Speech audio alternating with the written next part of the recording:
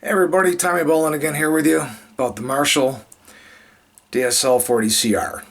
1 month ago I put up a tutorial. It's called Marshall DSL40CR Master Volume Simple Tutorial.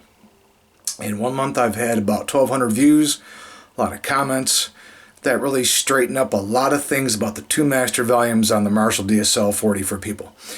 If you do have a Marshall DSL40, I would take a look at that because you might find some things in there that you don't know exist about the two master volumes. They're a lot more complex than you think. And so I would definitely take a look at that. Anyways, one gentleman left a comment and he said, "Thank you. Now I know how to use the master volumes to the best of their ability. I really wish you would put out a video on how to make a Marshall DSL40CR sound like a Plexi, Marshall Plexi." And I wrote back to him and says, "That's impossible. Can't do that." And then I wrote back to him and I gave him a few starting points. So I decided to make a video about it. There's no way that I'm going to tell you how to get a Marshall Plexi sound out of a DSL40 because, first of all, there's too many variables. It depends who you listen to.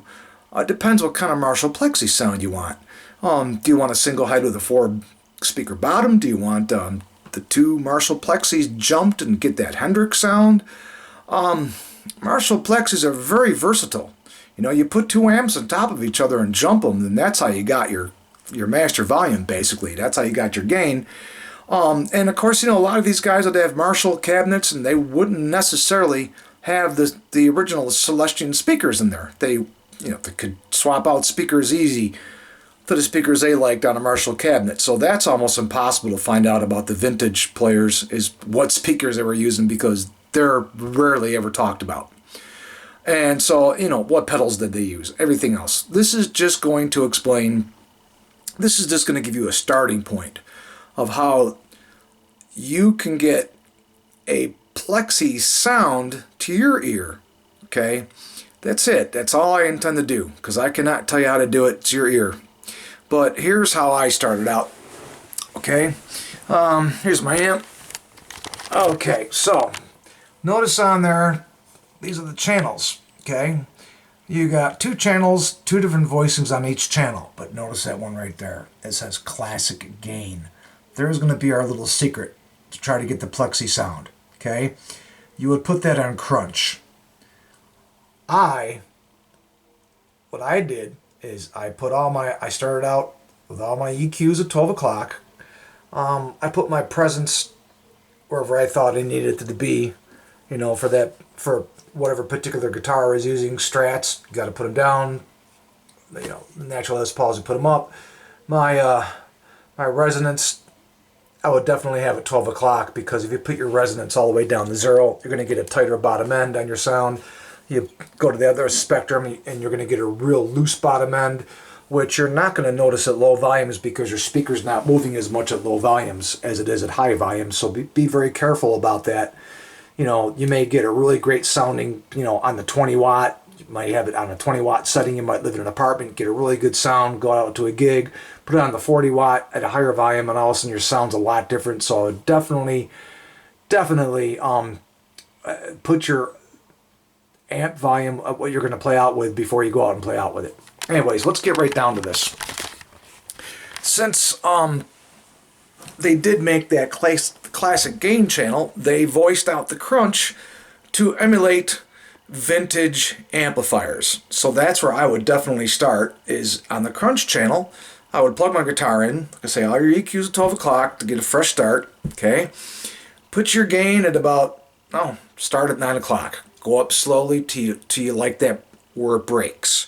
Then you would fine tune your EQing, and I think your mid and your presence are about the two most important things in there, because of course, you know, we're in the mid-range frequencies as guitar players. Another thing that really might help you out get that tone is an overdrive pedal. I use a TS9, the Ibanez TS9. It happens to be my favorite.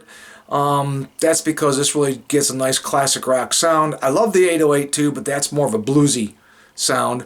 And besides that, if you turn the drive all the way up, on these, they're really, really, really, it overdrives the amp.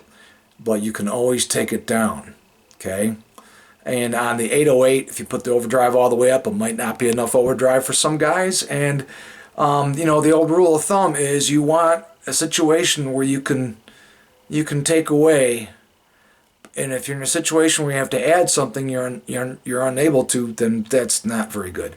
But anyways, that's what I would do. Definitely you can probably get it at overdrive 1 or overdrive 2. Overdrive 1's like a JCM 800, overdrive 2 is like a JCM 2000.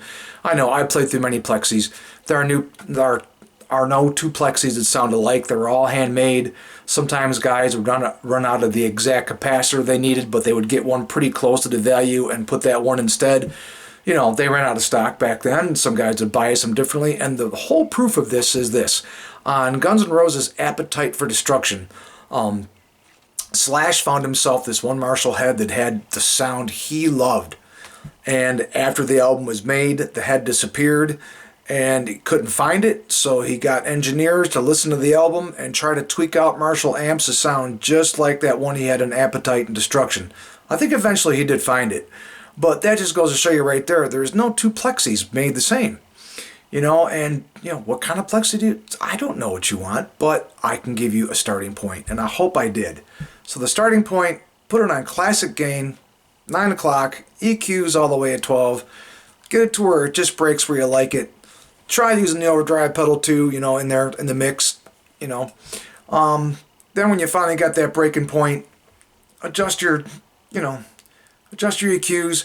Just make sure that if you get what you think is a nice plexi sound for a Les Paul, then you go to a Strat, you better take pictures of what you did, because when you plug the Strat in, it's not going to have that same thing. You might have to tweak it, and when you're on a gig, just maybe have a diagram. Okay, if I'm going to plug my Strat in, I'm going to change a few things. And, you know, I'm a Strat and a Les Paul guy because, you know, I haven't heard anybody yet start out Sweet Home Alabama with a Les Paul and make it sound correct. You know, or do Richie Blackmore with a Les Paul. Maybe you can get away with that, but, you know, and if you're going to do Leonard Skinner, Gary Rosenthal parts, definitely want a Les Paul. So listen, I hope this helped you out. No matter what's going on around you, have a smile on your face. Smile at somebody today. It might make their day, which will make your day. God bless and take care. Have a good one. I hope this helped. Put a thumbs up if it did. Leave a comment. Deeply appreciate it. Subscribe if you want.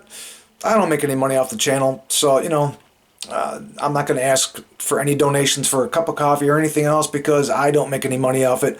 I understand other guys do, and they make a living off this. And yes, donate to them because they're putting their hard work into this. And so absolutely, have a great day.